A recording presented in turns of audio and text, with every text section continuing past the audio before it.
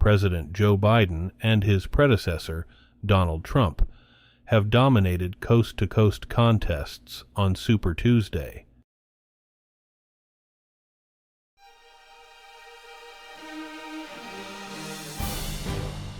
Today is Monday, March 6, 2024, and this is the Dunkley Report. President Joe Biden and his predecessor, Donald Trump, have dominated coast-to-coast contests on Super Tuesday. Biden and Trump have all but cemented a November rematch.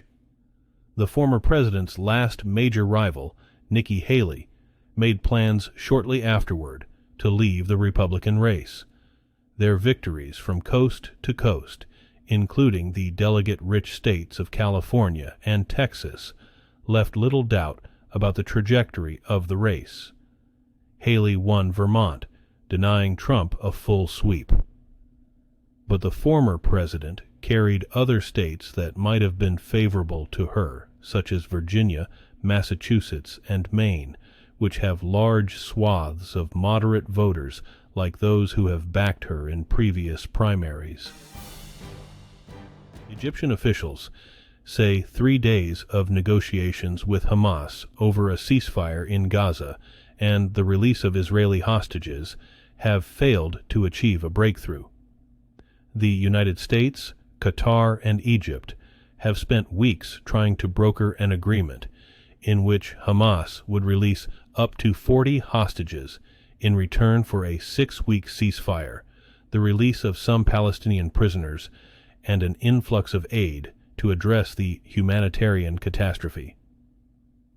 2 Egyptian officials said Tuesday that Hamas has presented a proposal that mediators would discuss with Israel in the coming days.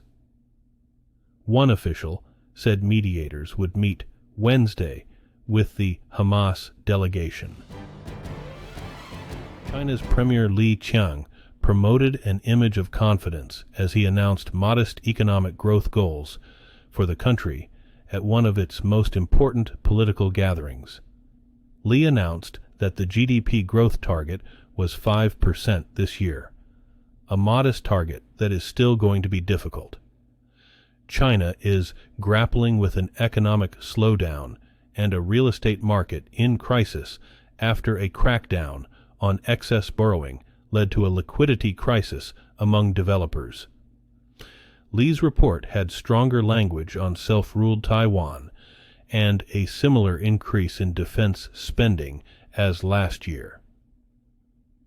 It also indicated the central government may consider reforming the hukou system through which China allocates social benefits. Heavily armed gangs have tried to seize control of Haiti's main international airport as they exchanged gunfire with police and soldiers trying to repel them. The Toussaint Louverture International Airport was closed when the attack occurred, Monday, with no planes operating and no passengers on site. It is the biggest attack on the airport in Haiti's history. It occurred just hours after authorities ordered a nighttime curfew, following an explosion of violence in which armed gang members overran the 2 biggest prisons and freed thousands of inmates over the weekend. Senate Leader Mitch McConnell is the highest-ranking Republican in Congress who has yet to endorse Donald Trump's bid to return to the White House.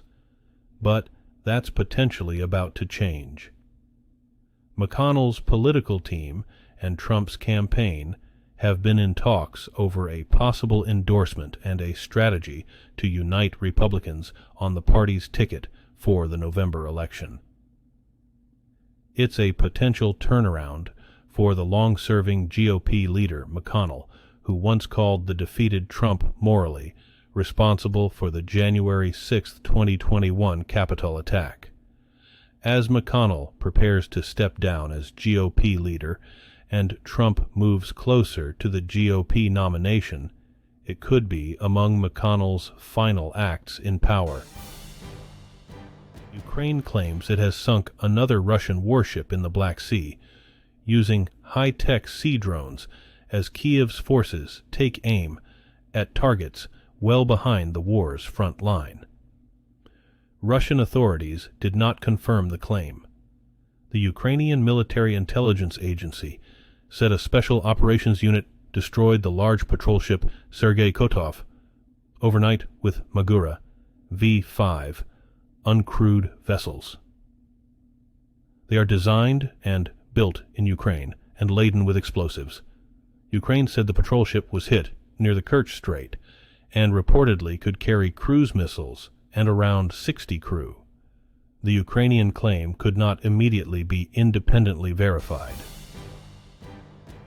Alabama lawmakers have advanced legislation to protect in vitro fertilization providers.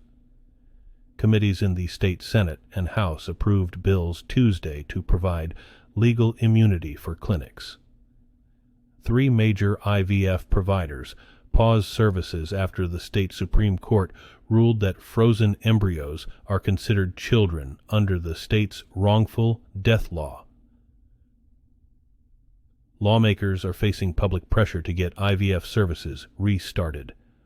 Lawmakers are aiming to give final approval Wednesday and send the legislation to Governor Kay Ivey to be signed into law. The legislation would apply retroactively except in cases where litigation is already underway. Texas plans to arrest migrants who enter the U.S. illegally and order them to leave the country is headed to the Supreme Court in a legal showdown over the federal government's authority over immigration.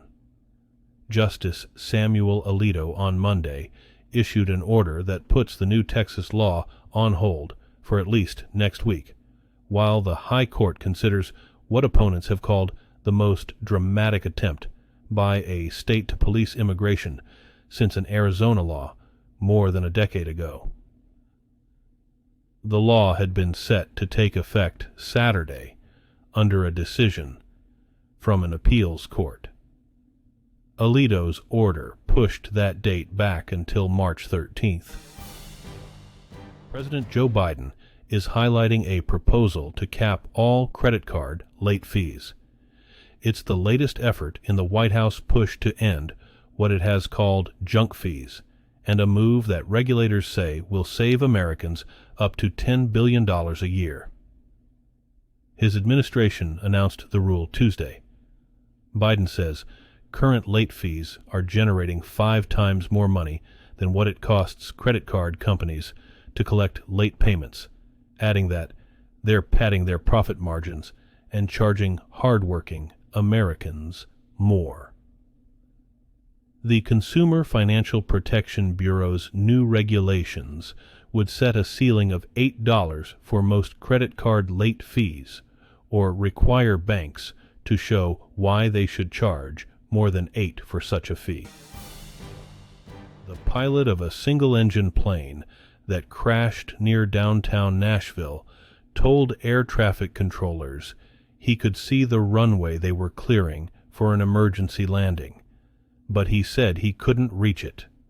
The plane crashed Monday night alongside Interstate 40, killing all 5 people aboard.